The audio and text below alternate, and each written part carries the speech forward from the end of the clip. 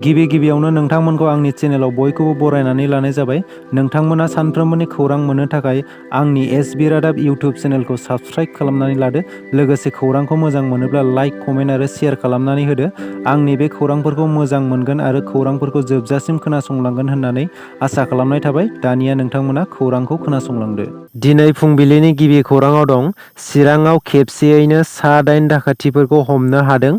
थांनाय माखासे सान सिगांनिफ्रायनो चिराङाव सिखाव दाखाथिनि उपद्रबखौ नुनो मोनबाय थादों। थिग बिब्दिनो मैया सानजौफुनि समाव खेबसेयैनो सा-8 दाखाथिफोरखौ चिरां पुलिसा हमनो हायो। चिरांनि बिजनि बावरागुरि ओनसोलनिफ्राय गंनै गारियाव खेबसेयैनो सा-8 सिखावनि हान्जाखौ हमनो हायो। हमजानाय सा-8 सिखावफोरनि मुङा फारियै हाबु शेख, आशरफ आली, बाशेर आली, कुथुर आली, आब्दुल माजिद, अनिसुर आलम आरो रशिदुल आली। मिथिनो मोननाय बायदिब्ला हमजानाय सा-8 सिखाव एबा दाखाथिफोरनिफ्राय 15,550 रां, मोन 8 सिम कार्ड, गं 8 मबाइल, गोबौ हाथियारफोर जेरै गंसे गोबौ थुंग्रि, गंसे गोबौ खुख्रि आरो गंसे गोबौ सिखाबो हमनो हायो। लोगोसेयैनो गंनै गारि जेरै जायल' गारि आरो टाटा मेजिक गारिखौबो चिरां पुलिसा गावनि आवथायाव लायो। केबिनेट मन्थ्रि इउ.जि. ब्रह्मआ फरायसालिफोराव सिलिं फेन आरो टिभि बेरामिफोरनो जाग्रा मुवा रानदों। मन्थ्रि इउ.जि. ब्रह्मआ सरखारि मावथांखिफोरनि अनगायैबो गावनि दान बान्थाजोंनो गं 45 फरायसालिफोरनो 150 गं सिलिं फेन आरो सा 25 टिभि बेमारजों भुगिनांनाय सुबुंफोरनो सासेयाव 3,000 रांनि जाग्रा मुवा आरो आबादारिफोरनो बायदि रोखोमनि मेसिन आरो खेला गेलेग्राफोरनो गेलेग्रा मुवाफोरखौ राननानै होयो।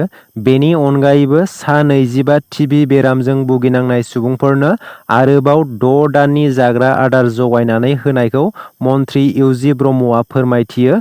बाक्सानि मसलपुर हायार सेकेन्डारि फरायसालियाव मोनसे मेहेरगोनां हाबाफारि लानायनि गेजेरजों बे मुवा बेसादफोरखौ मन्थ्रि इउ.जि. ब्रह्मआ गावनि आखाइजोंनो राननानै हरो। BTR सरकारनि मोनसे बाखनायथाव हाबाफारि सुपार 50 बिथांखिनि गेजेरजों BTR सरकारा फरायसाफोरनि थाखाय मैया गुवाहाटीनि एलेन केरियार इनस्टिटिउट प्राइभेट लिमिटेडजों गोरोबथा खालामबाय। थारैनो बे गोरोबथा जानाया फरायसाफोरनि थाखाय जोबोरैनो मोजां खाबु। मैया गुवाहाटीनि एलेन केरियार इनस्टिटिउट प्राइभेट लिमिटेडजों BTR सरकारा गोरोबथा जानायनि सायाव प्रिन्सिपाल सेक्रेटारि अनुराग गयेल आरो एलेन केरियार इनस्टिटिउट प्राइभेट लिमिटेडनि सेन्टार हेड ब्रजेश यादवआ बुंदों। सुपार 50 UPSC, सुपार 50 इन्जिनियारिं बायदिखौ सिगांनिफ्रायनो लाबोदों। थिग बिब्दिनो मैया मेडिकेलनि थाखाय ट्रेनिं होनायनि थाखाय सा 50 जन हौवासा हिन्जावसाफोरखौ बासिनानै फोरोंथाय होनो थाखाय गुवाहाटीनि एलेन केरियार इनस्टिटिउट प्राइभेट लिमिटेडआव लांनानै फोरोंथाय होनो BTR सरकारा गोरोबथा खालामबाय। 1 बोसोरनि थाखाय फोरोंथाय होनो बे गोरोबथाखौ खालामनाय जायो। बे फोरोंथाय होनायाव हौवासा हिन्जावसा फरायसाफोरनि टिउसननि खरसा, जानाय थानाय गासै खरसाफोरखौ सरकारनिफ्राय होजोबनाय जागोन होननानै बुंथिना होयो। गसाइगावआव सासे हौवाया जौ लोंनानै गावनि आंगो बिसिखौ खास्रि बिस्रियै बुथारदों। बिसिखौ बुथारग्रा सुबुंनि मुङा लक्ष्मण हेम्ब्रम। गसाइगावनि पद्मपुख्रि गामियाव बे जाथाया नुजाथिदों।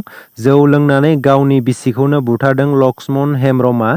फिसायनि आखायाव जिउ गोमानाय आइजोनि मुङा सुमि सयेन। थैनाय आइजोहा गासै 3 फिसाफोर दंमोन। मिथिनो मोननाय बायदिब्ला जौ फेनानै बिसिजों नांज्लायनायाव फिसाय लक्ष्मण हेम्ब्रमआ गावनि बिसिखौ गाज्रियै बुनानै गोब्राब जोखोम खालामो। जाथाय जानायनि उनाव गामिनि सुबुंफोरा जोखोम जानाय आइजोखौ गसाइगाव R&B देहा फाहामसालियाव लांदोंमोनब्लाबो आइजोआ गोब्राब जोखोम जानायनि जाहोनाव जिउ गोमायो। बिसिखौ इनायै बुथारग्रा दायनिगिरिखौ दायो गसाइगाव पुलिसा हमनानै जेरा होगासिनो दं होननानै मिथिनो मोन्दों।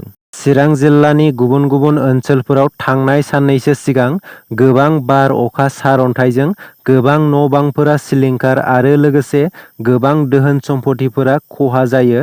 जायनि थाखाय गोबां गोरिब सुबुंफोरा अखा आरो सान्दुंजों जुजिनानै थानो गोनां जानानै दं।